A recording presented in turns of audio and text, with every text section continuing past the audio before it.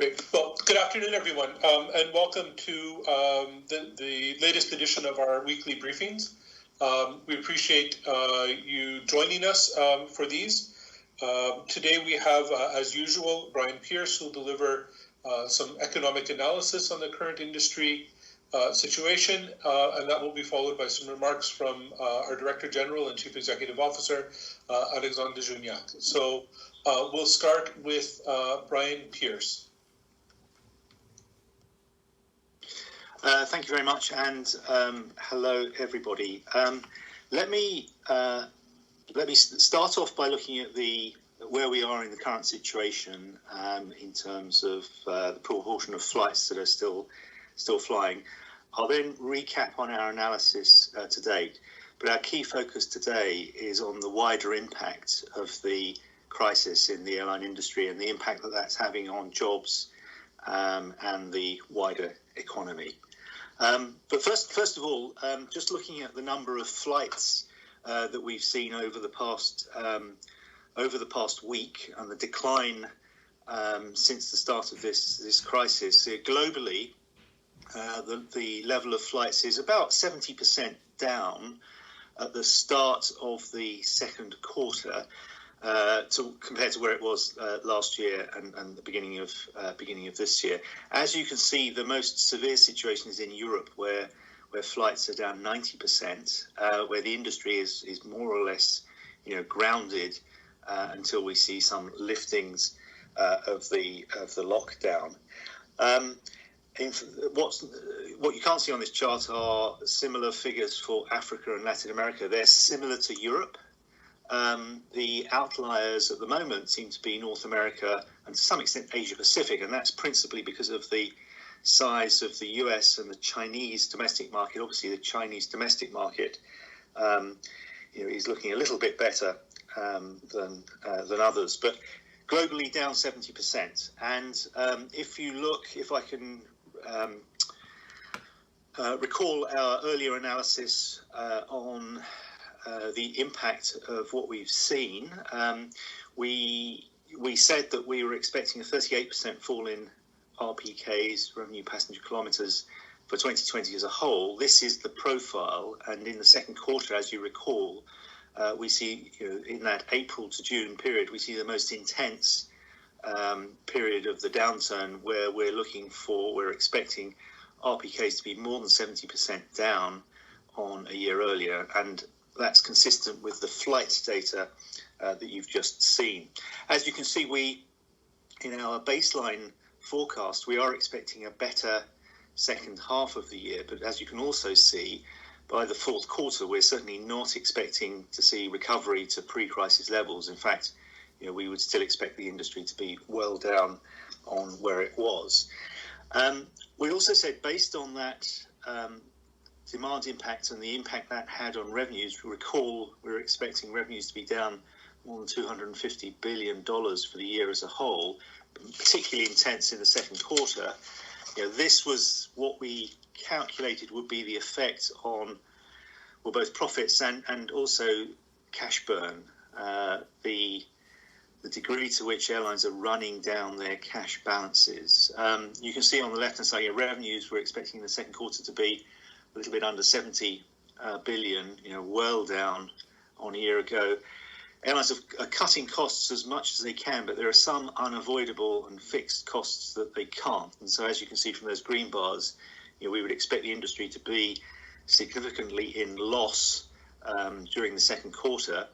But added to that, we've got around about $35 billion of tickets due for refund in the second quarter, and that's represented by that bar, working capital, the black bar there, which pulls the total cash burn up to more than $60 billion in the second quarter. The issue, of course, is that for most airlines, the typical median airline, they actually haven't got much cash. And this was the situation at the start of the year. Obviously, as you can see from the top of those ranges, there are some airlines with very substantial cash reserves and the ability to extend credit lines and borrow against assets. But the median airline in all regions has typically only 2 months of cash, and that was the situation at the beginning of the year. So given the sort of cash burn that we're expecting, many airlines will be or will have run out of cash. And the situation there is, we've obviously been talking about our concern for the airline industry to date, but there's a wider issue here, and that is that air transport is critical for the modern economy across the world. And this was the situation, this was the route map, this represents the flights that were taking place this time last year across the world. The situation today is this. That's a 70% decline in the number of flights. You can see there are still some areas of activity in Chinese domestic market, where the situation is much more under control, and we're seeing tentative signs of a pickup. And in the US domestic market, where there is still some activity, but the key is really those what now are extremely thin connections between continents. Those are the connections between cities along which trade flows, and recall that air transport takes something like 35% of international trade by value, but also investment and tourism. And those are critical drivers for the economy outside of air transport. And it's that is the real problem here, that the damage to airlines and the air transport sector, has ramifications and will ripple through the wider economy. It's particularly important in advanced economies because of supply chains, and this is just one example. The Apple iPhone, as you can see, really depends on all of the production and assembly plants around the world, and air transport links are critical for sustaining that supply chain, and that applies to many products in the electronics, in the autos, pharmaceuticals sector. So that's the critical aspect for air transport for advanced economies. For emerging economies, tourism is often critical as a source of income and employment and investment in countries like Thailand, where the tourism economy is 22% of GDP. In Mexico, it's 17%. In Turkey, it's 12%. So there are critical impacts both in advanced and emerging economies. So we've run the numbers to look at the impact of the collapse that we're seeing in air transport in the airlines sector, and what wider impact that would have on jobs throughout the wider economy. And if you recall, in air transport, in the airline sector, when we last did the measurement, there were 2.7 million jobs. In the wider economy, air transport supports something like 65 million jobs. That's for every one job in the airline sector, that supports 24 jobs in the wider economy. And it's particularly important in regions like Asia Pacific, where the scale of the downturn in the airline sector, we think, puts more than 11 million jobs in the wider economy at risk. In Europe, almost 6 million jobs at risk. In Latin America, almost 3 million jobs at risk. And in total, we estimate that there are probably about 25 million jobs at risk because of the collapse that we're seeing in air transport. So there's obviously some pretty important wider economic effects from the trouble that the airline sector is in because of COVID-19. And I'll hand back. Great, thank you, Brian. Now I'd like to call on Alexandre to just provide some commentary around that before we open up to questions. And a reminder that we will take questions over the chat function. So if you have questions, please type them into the chat function, and we'll get to them as we move into that part of this call. So with that, Alexandre, the mic is yours. Yes, thank you very much. Hello, everyone from Geneva. So you know now that after 3 weeks of collapse, the air transport industry is suffering. Brian has reminded us the key figures. So and additionally, we have estimated that there are 25 million jobs at risk, over the 65 million that directly or indirectly depend on aviation. So it's the biggest crisis we have ever had in front of us. Just two quick comments before taking your questions. First of all, you have heard me speak about the government support. We have had very supportive and open attitude from governments. They have announced, significant rescue packages, but now we desperately need these packages to be implemented and the money to flow in our P&L or balance sheet, because we are clearly running out of cash. Whether it's through direct financial support, loans, loan guarantees, support for corporate bonds by governments or central banks, tax relief, whatever the measure is, we need it now. Because after 3 weeks of shutdown for many of our members and 2 months of cash ahead at the beginning of the year, we are urgently running out of cash, and we urgently need some cash injection by any means. We have received a lot of support, but they have to be implemented. Good news, among others, but that we received from Eurocontrol was a deferred payment for overflight fees from airline. The value of it is 1.1 billion euros. That will be very helpful to maintain our liquidity.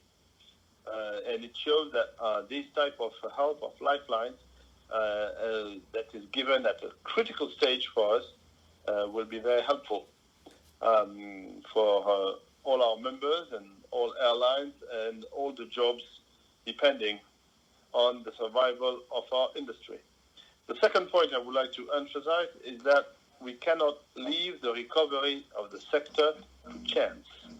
We must have firm and coordinated plans in place so that airlines can restart operations when government and public health authorities give us the all clear.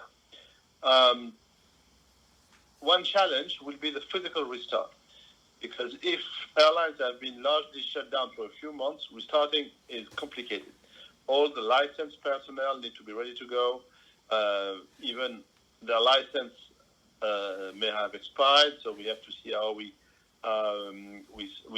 negotiate that with the regulators. We have to see how we implement safety audits whose dates may have passed. The airworthiness certificates may no longer be valid. So all these regulatory elements that we have to comply with have to be secured, and probably in a strong and open negotiation with regulators. That we have never shut down the industry on that scale before. So it will be the first time that we reopen almost everything. The other challenge is also to adapt the industry to post-COVID-19 realities. Of course, we are totally conscious of the need for government to be safe and secure, and that they will not accept the risk of reinfection. So there will be conditions that health and sanitary conditions that will be imposed by governments to ensure that the pandemic is not spreading all over the world again. We see, for instance, in China that the Chinese government has reintroduced limit to international flights and restrictive measures that were not in place even at the height of the COVID-19 crisis in China. So we will have to work very closely with government and health authorities to see how they will lift the ban and the travel restrictions and with which conditions. And we would like these conditions and these lift on travel restrictions to be coordinated to be sure that we do not come back to the post-September 11 situation in which many new processes were imposed in a complete uncoordinated way. And so we ended up with a mess of measures piled on top of measures, and almost 20 years after, we are still trying to sort it out. So coordination and very strong planification of what has to be done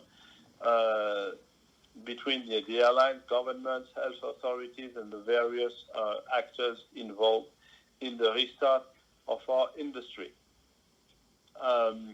We will try to have a regional approach, and for that we will organize virtual summit or conferences or regional meetings, whatever you call them, in which we invite governments and other stakeholders to be sure that we are ready to implement a coordinated and consistent restart plan.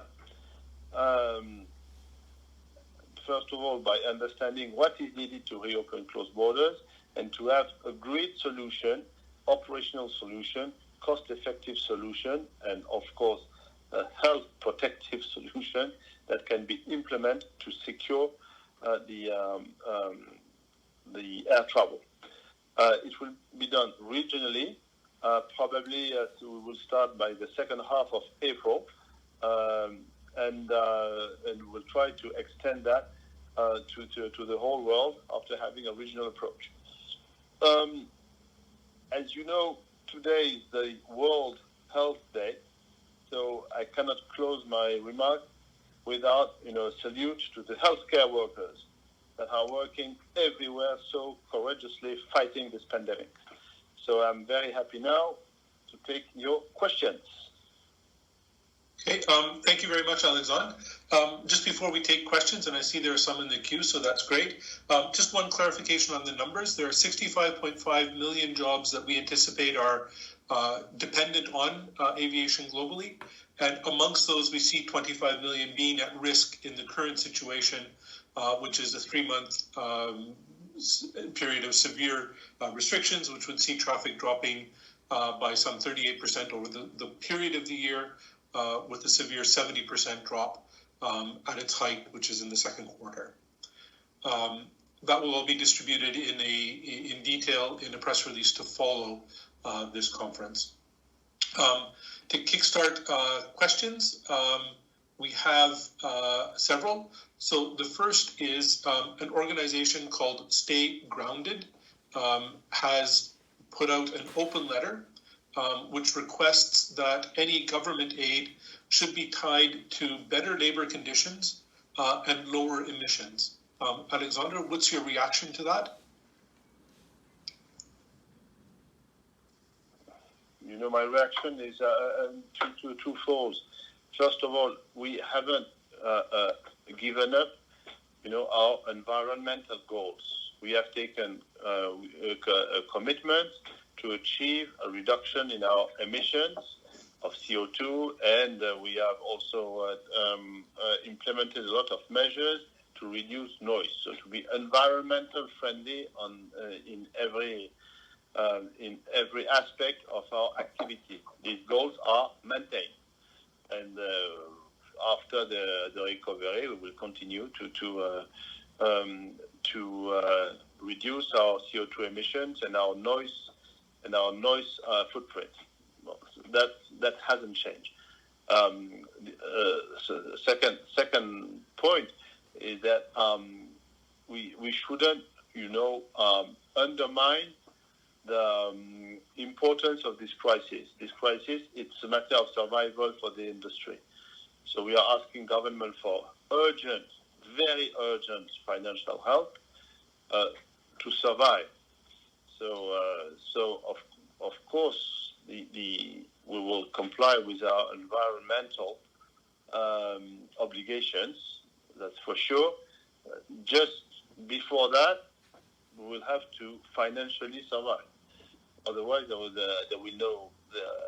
be no issue about environment. The industry will have disappeared. Okay, thank you very much, Alexandre.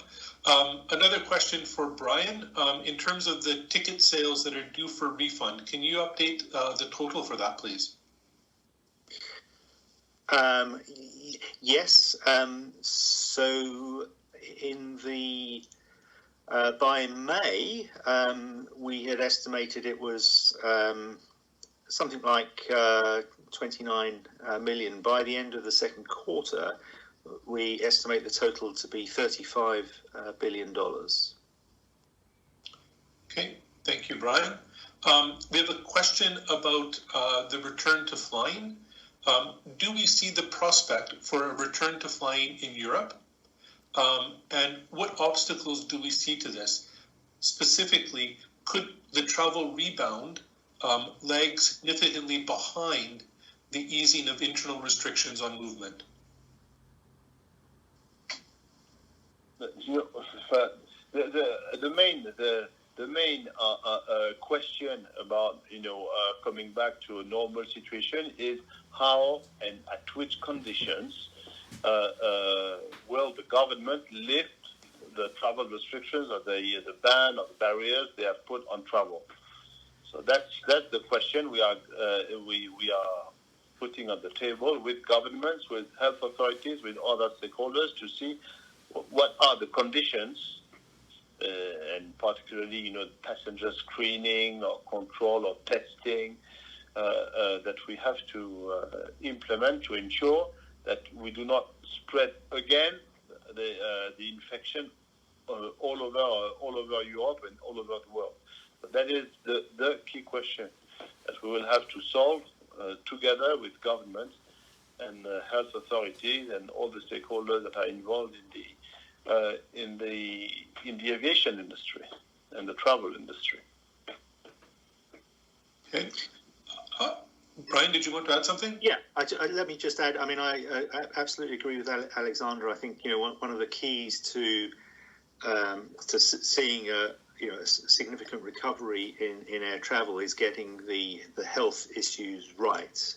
I mean, one thing that gives me hope that there will be a travel recovery is certainly the experience of the past has been this is an industry which has been shocked repeatedly, perhaps not as severely as this time, but we have seen some very significant economic, disease, war shocks, and air travel has rebounded every time. There are some particular issues here around the health issues, and of course, one might speculate as to whether our the fact that we're all on video conferencing now, whether that's going to affect business travel. At the moment, we just don't know.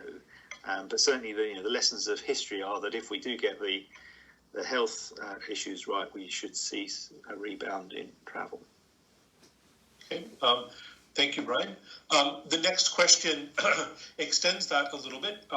So part of it says, do you see changes in behavior? So fewer travel, fewer holidays, less business travel, etc. In the long term, so 2022, 2025. And then the second part of the question is, do you think airlines' appetite or even the money to buy new aircraft or invest in new low-emission technology in the midterm will suffer as a result of this crisis? So shall I take that one first? So I mean, I've said that in all previous shocks we've seen a very substantial rebound in travel demand. I mean, I think there are some reasons for at least considering that there might be a slower growth of air travel. There's the corporate travel issue. If we see a bigger increase in the use of video conferencing technologies as a substitute for business meetings. There's the possibility that people might shun long haul. It will certainly be long haul markets, I think, that will be last to open up when we move into the recovery period. So certainly in the initial periods, we're going to see people, holidaying closer to home. So I think that there are a number of factors which could lead to lower travel growth. I think the fact is, at the moment, we just don't know. We are in the process of conducting some consumer surveys, which will give us a bit more information on this. But I think it will have to. We'll have to wait and see. As I say, the lessons of history are that actually air travel is very robust to shocks. The second question, I think, was, will this diminish the appetite of airlines to invest in fuel-efficient aircraft? I think not. I think that, during the recovery period, as Alexandre said, environment, climate change issues will be just as important as they were prior to the crisis, possibly more so. So I think that the demand for aircraft for better environmental performance and reduced fuel use will be, just as strong. There may be, because of the smaller market, at least in the first phases, there may be a reduction in the demand for aircraft for growth, but I think not for fuel-efficient, environmentally performing aircraft. Okay, thank you, Brian. We have a question about environmental targets, and specifically CORSIA. Are airlines aiming to see environmental targets watered down after this crisis? And will the CORSIA scheme survive if the rules are altered? Well, I don't see any reason why the CORSIA would not survive. It's a mechanism that we have negotiated, or the states have negotiated under the umbrella of ICAO to ensure that we are able to stick to our commitments, which is to be carbon neutral and then to reduce our emission by 2 in 2050. This need remains. The point perhaps is slightly technical, is to see what will be the basis, the reference basis for CORSIA, because as you know, the reference basis was 2020. In 2020, obviously, the emissions will be very, very low, artificially, quote unquote, low, due to the impact of COVID-19. So that's perhaps a technical issue that we will have to work on. But CORSIA will remain. Okay, thank you, Alexandre. Next question concerns how airlines manage their business. And the question is, after the crisis, will airlines pay more attention to their cash position to avoid being as vulnerable in a disruption like this? The question is interesting because it shows that this sector is financially weak, with a weak balance sheet and probably insufficient profitability. That's true. That has always been true, even if the sector has improved in the past 10 years. Improved, but slightly, because I speak under the control of Brian, but we have always said that the financial situation of the 30 largest or best airlines was, let's say, okay, but there was a long tail of airlines that had, very fragile financial situation. So it's true to say that this sector is financially too weak. And so after the crisis, one of the good consequences would be if the financial structure of airlines would be stronger, with stronger balance sheet, more profitable P&L. That could be better, and particularly, good cash positions. Okay, thank you, Alexandre. We have a question about China. Could you describe how the recovery is going in China? What percentage of flights have resumed? What are the loads? What are the travel patterns? Yeah, what we see these days, first of all, is that the recovery in China is coming, but slowly. So what is recovering, and again, slowly, is the domestic market with a rate of cancellation which is around 55%, and a load factor in domestic flights that is around 60%. So it's a recovery, but slow, because we see a slight increase in traffic, domestic traffic, but not very significant at this stage. On the international flights, things are almost completely down, except the repatriation flights and the few flights that are operated mainly by Chinese airlines.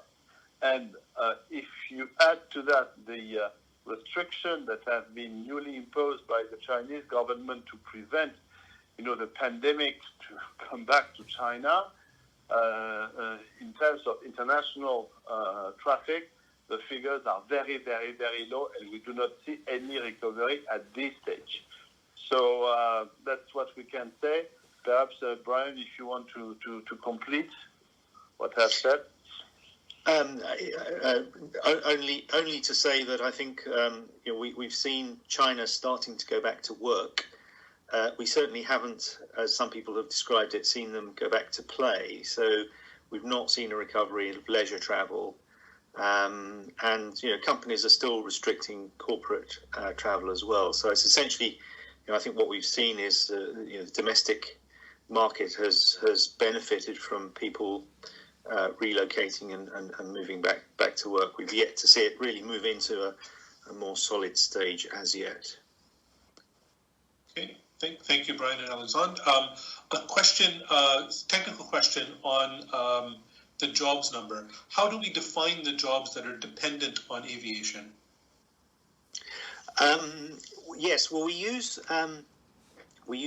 something called the input-output tables that governments publish, and that's a sort of well-established technique to measure the impact of increasing air transport activity and how that affects the output of other sectors that rely on air transport, to export their goods or for tourism, the hotels sector.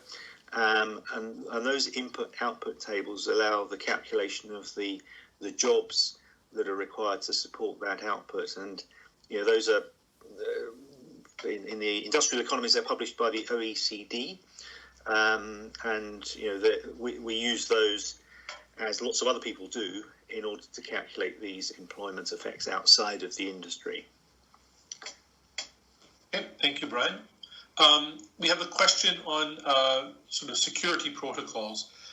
Do we think that the current processes and protocols will be sufficient in the and can be repurposed for the post-COVID period? Specifically, things like crowds at security checkpoints might be problematic. Are there any comments on that, Alexandre?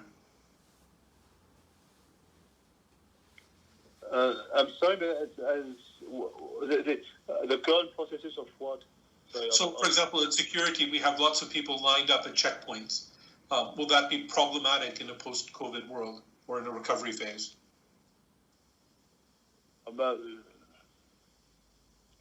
It's difficult to say that now, because we don't know what the conditions of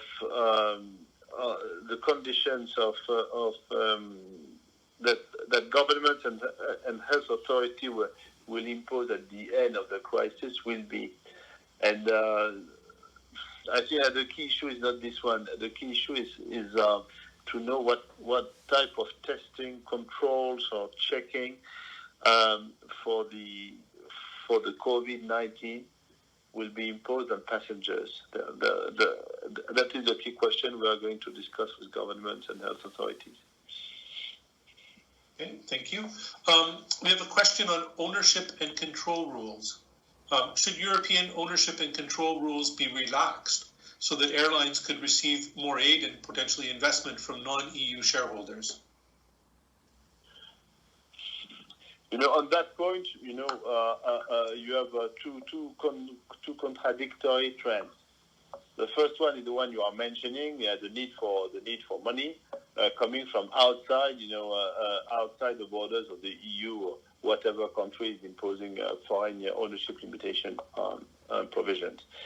So there is a need for that. That would lead to a lift of these provisions. There is another trend, totally contradictory, that is, that the taxpayer will probably invest a lot of money in the airline industry, either by granting some loans or guarantees, or even by taking some shares. And I do not see in this situation, the states, giving up the foreign limitation ownership provisions. At the moment, they have put public money in airlines, and I have no divination qualities, but I think the second trend is probably stronger than the first one. Okay, thank you. We have a question about job losses in the industry. Do we expect job losses or furloughs despite government aid? And if so, do we have any estimates on how this might break down by region or how many there would be?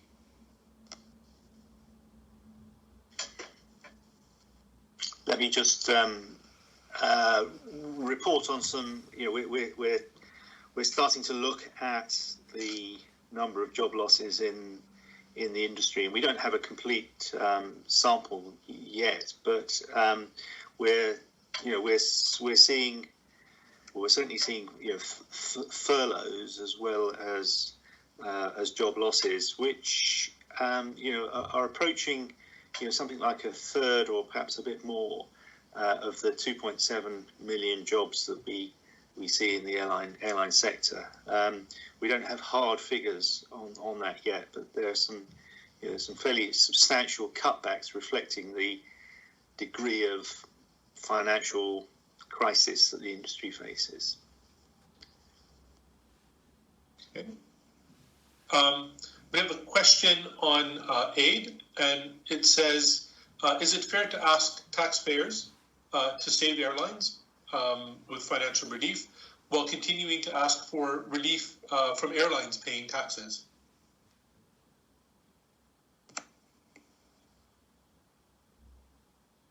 I'm sorry, I'm not sure I understand the question. So if the airline industry is saying we want taxpayers' money in order to survive through this crisis, is it fair that we also at the same time ask governments for relief on taxation?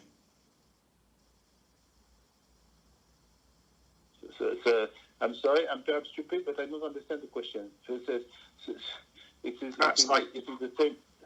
I'm sorry, but it's exactly the same request we make. Either it's direct or indirect. No. Yeah, Brian, maybe you want to. Yeah, perhaps I can help. I think we are in extraordinary circumstances. I think the governments. It's not just the airline sector. Governments are looking to try to preserve companies in all sectors, because the world economy has almost stopped, and when we move into a recovery period, we're going to need the companies to supply services, including air transport services. So yes, airlines are asking for taxpayer support to keep them alive, and they're also asking for governments to defer the taxes that they're due. Both of those asks are to provide the cash that airlines need to pay those unavoidable costs or whatever. Once we're in a recovery period, air transport is going to be generating the substantial wider economic benefits and supporting the jobs, not just in the industry but outside, that the focus of the earlier presentation was on. So, we would expect it to be a good investment for the taxpayer. Okay, thank you. We have a question about refunds versus vouchers. Multiple governments recently reminded airlines that refunds are required. Has IATA changed its position to consider compliance rather than defiance of these laws? The point is that we are in an exceptional situation, and the key element for us is to avoid running out of cash. So refunding, the unflown tickets for us is an almost unbearable, financially speaking, in this terrible situation, an unbearable task. It's very difficult, to find the cash in our balance sheet to refund the unflown tickets. That's the reason why the industry has proposed to pay with vouchers. Unfortunately, governments have not followed us. Some governments have not followed us. Some have, but some have not. We were perfectly conscious of the difficulty for the passenger not to be refunded immediately, but the point was that it was a matter of survival for us. We had no cash to refund the unflown tickets now. So we were even open to solutions in which we could offer vouchers or we could offer a refund that would have been delayed for a period of time to avoid using the very scarce cash resources we have on our balance sheet at this period. So we have proposed to delay the refund, but apparently, for the moment, we have not been followed by some governments.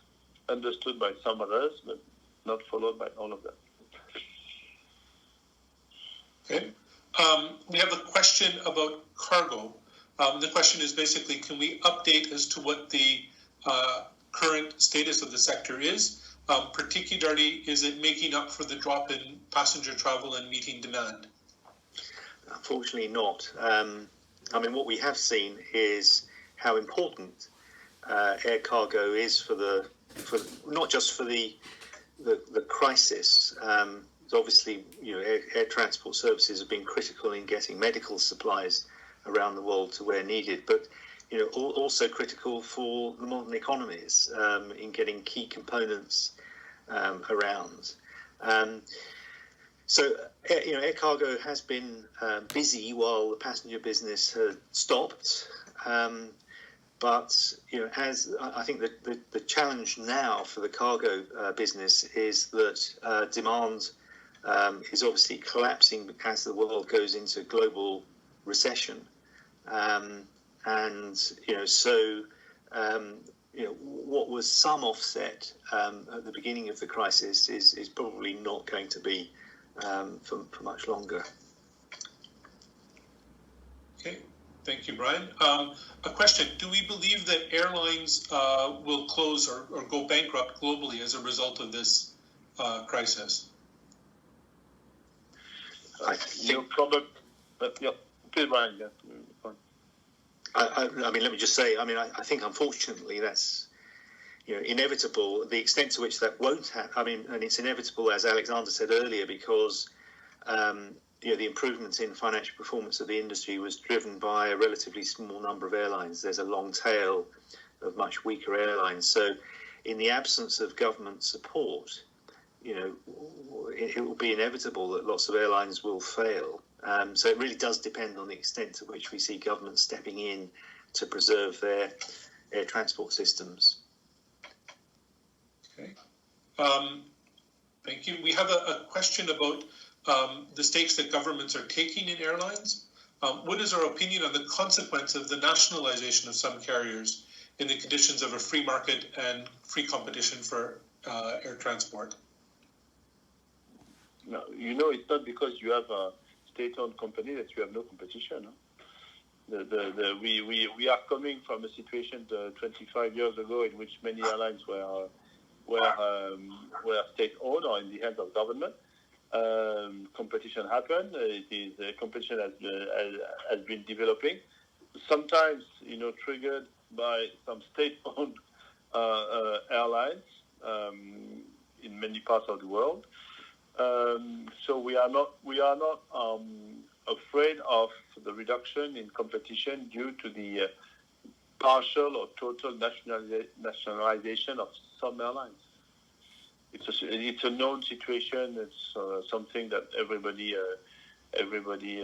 knows quite well. We are not worried about that. Yeah, if I could add, I think it's proven that the benefits to consumers and the wider economy come from competition, not necessarily the type of ownership. In the absence of competition, I think it does matter, but airline markets are highly competitive, so I think it doesn't. And at the moment, it's the industry does need that support from governments in this crisis. We have a question about repatriation flights. Are these providing some additional, basically a source of revenue for airlines at this time? Frankly, it's marginal. What the airlines are doing is they try to, with their governments usually, to fly some repatriation flights to repatriate the citizens of each country. It's more a kind of quote unquote public service that they provide for their home country, and it's not a major source of revenues. Okay. We have a question on health testing. Should airlines have done more on their own initiative to introduce COVID-19 tests on passengers? Frankly, it would have been difficult to anticipate the scale of this pandemic, as nobody was anticipating that. To be able, to set up the right process when we don't know what will be the right process according to health authorities is not totally clear. Thirdly, to be able to buy enough or to have enough tests when you know that many countries are lacking the required number of tests. Now, frankly, we were not in the position to choose the right process, to have the right process in hand, to implement it in this pandemic, about which everybody says that we don't know everything, and there's still a lot to know scientifically speaking. Okay, thank you very much. We have a question on aviation employees infected by COVID-19.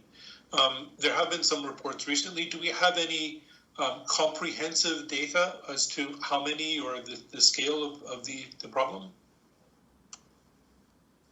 I'm not sure that we have data, Brian. Perhaps you have some, but I haven't seen a strong compilation of data on the worldwide basis, even on a regional basis. No, I don't either. Okay. We haven't seen yet.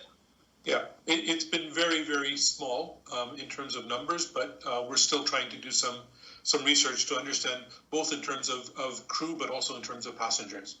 And both numbers are, at this point, appear to be very, very, very small. We have a question on the recovery. Some analysts are estimating that could take 1 to 3 years. And the question is this overly pessimistic, or do you see some silver lining in 2021? Perhaps I could take that first, Alexander. There are huge uncertainties about the pace of recovery. I think our expectation at the moment is that we have a 3-month lockdown. We see a delay in the return to travel because of the impact of the recession on people, but the very large fiscal and central bank stimulus to the economy will give people the income and the jobs and the confidence for a stronger fourth quarter, but we wouldn't see a recovery of travel to previous levels until 2021 at the earliest. But it obviously will depend on the progression and the success in resolving the COVID-19. I mean, this is first and foremost a health issue, and we need to see that resolved. And there are still obviously uncertainties about how quickly that will be and how permanent that will be, and that will drive really the outcomes for the airline industry as well. Okay, thank you. Previously, we estimated that the global aid requirements would be around $200 billion. Is that just based on extrapolating the $50 billion ask of the U.S. carriers? And how do we see that? Has that changed in the weeks that have followed? I think if you look at the analysis we published last week, that airlines would be burning through, or could be burning through, over $60 billion worth of cash in just the second quarter alone. I think that shows that number is in the same sort of ballpark as an annual figure of 200 billion in aid for the industry. Okay, we're running close to the conclusion of our time here, but we have a couple more questions. To what extent would the overall financial health of the industry improve if there were fewer airlines at the end of this crisis? And is one of the reasons for the overall financial weakness the fact that there are too many airlines shielded by national ownership rules? It's difficult to say now that if we will have fewer airlines, the high probability that there is a high probability that we will see bankruptcies and consolidation. So at the end of the day, we can expect that there will be probably fewer airlines, hopefully financially stronger. That would be good for everybody, not only for this industry, but for everybody. First of all. The second part of the question was on the protection of the foreign ownership rule. From the beginning, everybody knows that the foreign ownership limitation provisions are an obstacle to consolidation, because you cannot merge two airlines or buy 100% or more than X% of an airline when you come from another country or another continent. So it has always been an obstacle to consolidation. It's not new. But as we said before, I'm not sure that we will see a reduction in these foreign ownership limitation provisions. I think it will remain, particularly because many governments will have invested taxpayer money in their local airline. Okay. Thank you. We have time for just one or two last questions. One is looking at the furloughs that airlines have issued, including Korean Air furloughing 70% of its employees for 6 months. We've also seen Changi Airport closing Terminal 2 for 18 months. Does this signal a more pessimistic recovery than we had thought earlier?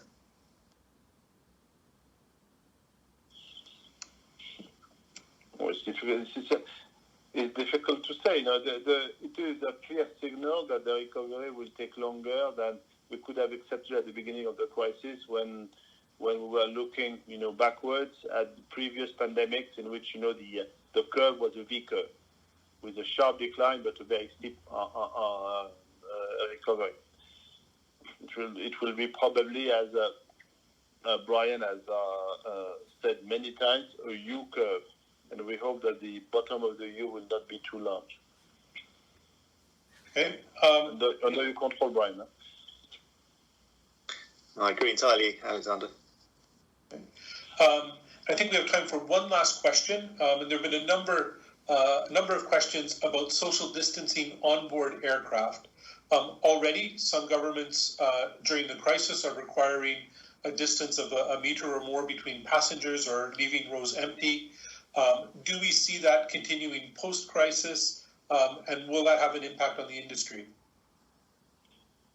It's clear that if we maintain, physical distances in the aircraft, and even, to neutralize the middle seat in any 3-seat rows, it will have a consequence because it will de-densify aircraft. So it will be clearly a source of less revenues per aircraft. So it is economically, it's clear that if these measures are maintained, it will have an impact. Whether or not we have to maintain these measures, I tell you, it's early to know. It's typically the discussion we are going to engage with governments and health authority to see at which condition we can fly safely again. That's typically, the heart of the questions we'll put on the table to see how we can fly again safely.